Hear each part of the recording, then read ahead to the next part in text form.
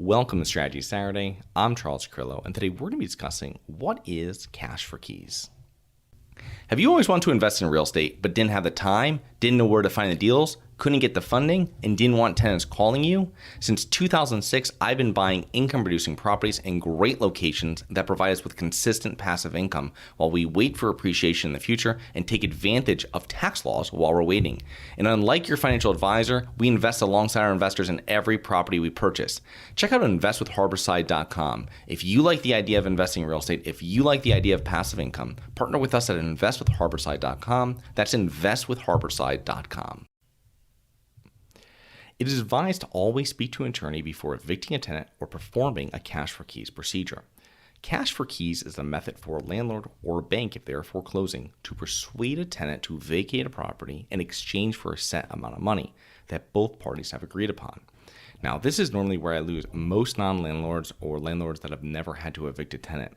They want to get paid, and it makes no sense for landlords who are owed money to pay someone that owes them. On the other hand, a seasoned landlord will be nodding their head during this explanation since they understand how expensive and painstaking it is to evict a non-paying tenant. Cash for keys is common in situations where the tenant is unable to afford the rental unit anymore. The landlord wants to avoid an eviction, avoid the unit being damaged, and get the unit re-rented as soon as possible. Other situations might include that the property is being sold, the unit needs to be empty during this, or the property was just sold and the new owners want the property empty. The tenant could be violating other terms of the lease or receiving complaints from other tenants. So how the cash for keys process actually works. Now, some landlords will file an eviction first, and I feel this is incorrect in most cash for keys situations. You really want to avoid an eviction altogether. That's the whole point of cash for keys. Now, the first step is to speak to the tenant face to face, if possible. I would avoid emails or text. If you cannot speak face to face with them, give them a call. But every time I've performed a cash for keys, I did it face to face. Make sure all the decision makers are present and see what they say or how they react to your proposal. Explain to them that they do not accept this. You will be starting an eviction that will stay on the record for 7 years in most situations. Explain the benefits to them and make it a win-win. Now, the second step is deciding what is the cash amount you'll be offering. Ask them what they will need to leave and then stop talking. And if they say something under $1,000, I would wait a moment and I'd say yes.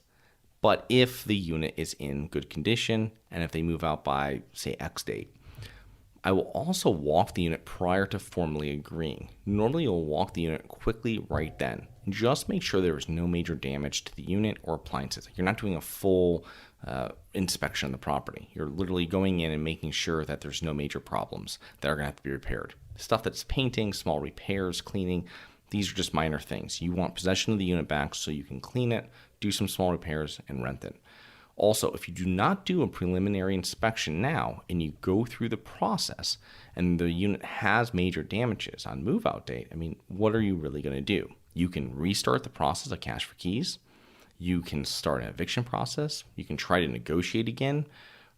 Or are you just going to pay the amount that you already agreed upon and eat the repairs? Either way, it's a lose-lose. And for you, because the reason why you're doing this is to get them out as soon as possible and re-rent the unit. And honestly, getting the unit back, even if there are major repairs or major damages, is number one.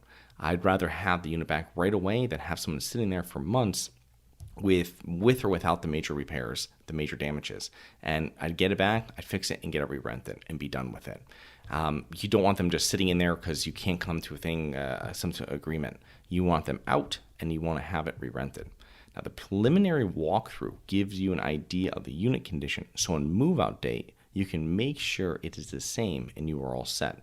Again, it's going to be a quick walkthrough, literally less than a minute. You go through the rooms, go through the bathrooms, make sure it's not like missing appliances or there's something crazy wrong. And then once it's done, you can go forward with the cash for keys. If they are delinquent and they're asking for an amount over 1 month of rent, I would push back. They're taking advantage. Try to get them to 1 month or tell them, you're going to start the eviction. If you're moving out a good tenant, you need to offer them more money and give them several weeks to find a new place and move out. That's how I would do it. That's how I've done it in the past. And I would even have assist with moving, not maybe personally, but you can give them money for movers or stuff like this. Next, once you've agreed to the price, you want to find a date to have them move out by. The sooner the better.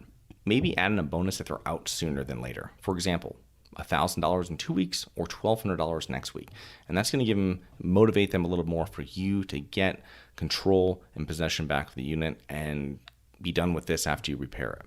Next is signing a cash for keys agreement. And I used to keep blank rental applications and cash for keys agreement with me when I self-manage properties. You should bring 2 blank cash for keys agreements with you. Once you agree, complete them with the tenant's information, the amount, and the date. Each party signs 2 copies, and each party will receive a fully executed agreement. If you need a boilerplate cash for keys agreement, sign up for our newsletter at harborsidepartners.com, and we'll automatically send you a link where you can download all of our free resources, including a cash for keys agreement. The final step is move out. But before we get to that, it's going to be like the process up to move out. And I would call and text the tenant a few days before and then the day before to make sure you were still on track. If they're delinquent tenants, they've broken agreements before and you need to keep following up. On move out date, show up once they have moved out with cash, a receipt book, the agreement, and the new keys. Once they're out, inspect the unit quickly as we spoke about before, give them the cash, and have them sign a receipt acknowledging that they received the cash and changed the locks. You can now repair, clean, and re-rent the unit. And the security deposit is another point we should touch on. And the security deposit is a separate transaction from cash for keys. But if you're planning on doing cash for keys, the tenant is most likely already delinquent. Most landlords will let the tenant slide much longer than they should. In most instances, it's going to be over a month, and most security deposits are usually 1 month. So usually they've really eaten up their security deposits. But you still have to formally, following your laws, your state laws, you have to let them know what's going on with your security deposit. If it's not being returned or you're not giving it back in full, you have to document this. The return of the security deposit is separate for cash for keys. It can't be all lumped together. A couple tips for cash for keys. The agreement should always be in writing. The agreement needs to provide protections from future lawsuits against the landlord.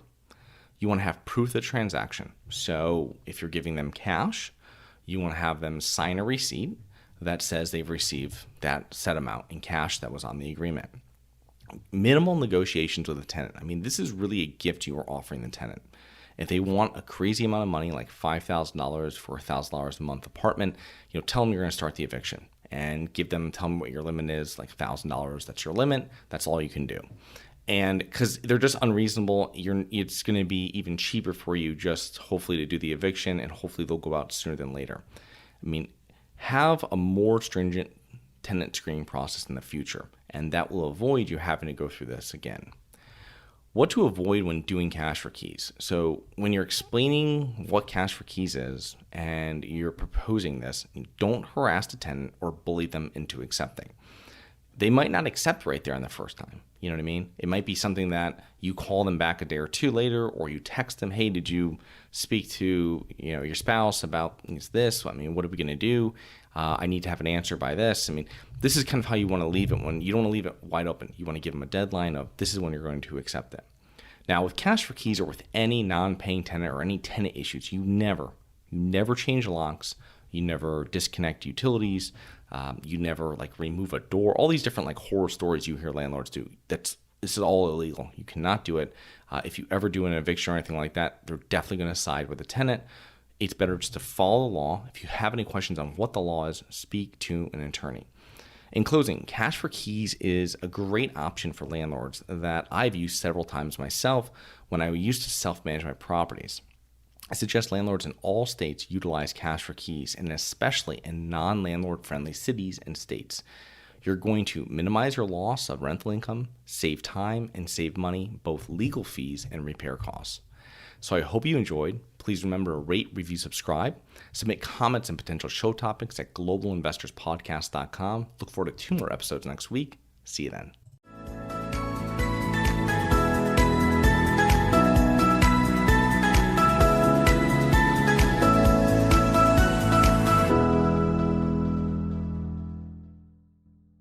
Nothing in this episode should be considered specific, personal, or professional advice. Any investment opportunities mentioned on this podcast are limited to accredited investors. Any investments will only be made with proper disclosure, subscription documentation, and are subject to all applicable laws. Please consult an appropriate tax, legal, real estate, financial, or business professional for individualized advice. Opinions of guests are their own. Information is not guaranteed. All investment strategies have the potential for profit or loss. The host is operating on behalf of Syndication Superstars LLC exclusively.